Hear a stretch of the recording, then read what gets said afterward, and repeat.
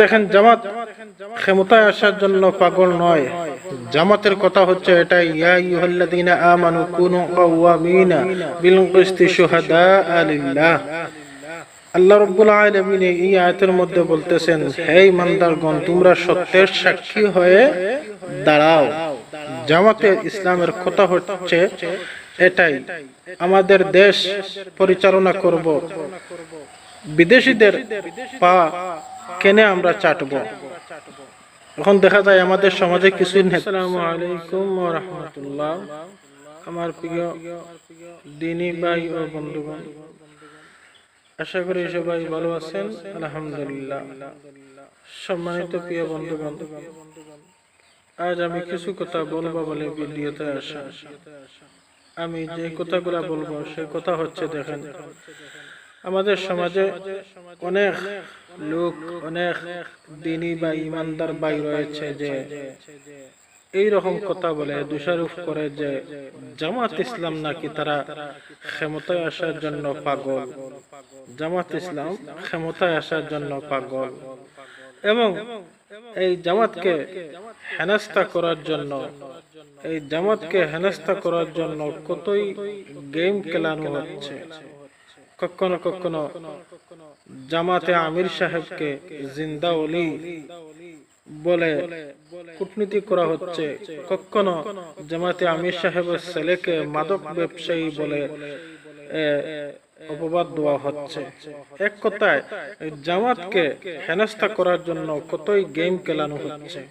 আমি একটা কথা বলি, যতই গেম খেলা হোক আর জামাতকে হেনস্থা করার জন্য যতই গেম খেলানো হোক, আমি একটা কথা বলি, জামাতের সাথে, এই জামাতের সাপোর্ট একমাত্র মহান আল্লাহ পাক রব্বুল আলামিন আছেন।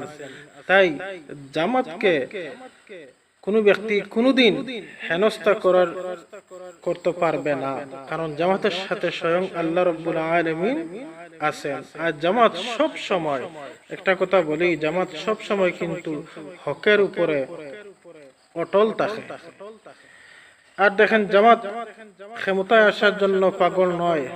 জামাতের কথা হচ্ছে এটাই, ইয়া আইয়ুহাল্লাযীনা আমানু কুনু কাওয়ামিনা বিল কিসতি শুহাদাআ লিল্লাহ।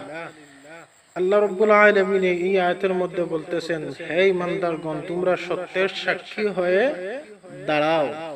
জামাতে ইসলামের কথা হচ্ছে এটাই, আমাদের দেশ পরিচালনা করব, বিদেশিদের পা কেনে আমরা চাটব। এখন দেখা যায় আমাদের সমাজে কিছু নেতারা ক্ষমতায় টিকে থাকার জন্য ক্ষমতায় এসে বিদেশিদের পা চাটে বা বিদেশিদের কথায় দেশ পরিচালনা করে। কিন্তু জামাত ইসলামের কথা হচ্ছে, আপনারা বিদেশির কথায় কেন দেশ পরিচালনা করবেন? কোরআন আছে, হাদিস আছে, রাসূলের উপদেশ বাণী আছে। কোরআন হাদিস দ্বারা দেশ পরিচালনা করেন। আর সব থেকে বড় কথা হচ্ছে, আল্লাহ রাসূল সাল্লাল্লাহু আলাইহি ওয়াসাল্লাম কিন্তু দেশ পরিচালনা করার দায়িত্ব আরব দেশের প্রেসিডেন্ট কিন্তু কোনো জালিমদের হাতে তুলে দেন নাই, কোনো স্বৈরাচারীদের হাতে তুলে দেন নাই, তুলে দিয়েছিলেন বড় বড় আলিমদের হাতে। আবু বকর সিদ্দিক রাদিয়াল্লাহু তাআলা আনহু, হযরত ওমর রাদিয়াল্লাহু তাআলা আনহু, এরকম বড় বড় আলিমদের হাতে দেশ পরিচালনা করার রাসূলে দায়িত্ব দিয়েছিলেন। আর আমরা দেখেন, ইসলামিক মানুষকে সাপোর্ট করতে রাজি হই না। আমরা যে কোনো স্বৈরাচারীদেরকে আমরা সাপোর্ট করি, বা যাদের মধ্যে ইসলামের এক বিন্দু পরিমাণ জ্ঞান নেই, বা নামাজ নেই, রোজা নেই, বেদিন, সেই মানুষকে আমরা ক্ষমতা নিয়ে বসিয়ে দেই।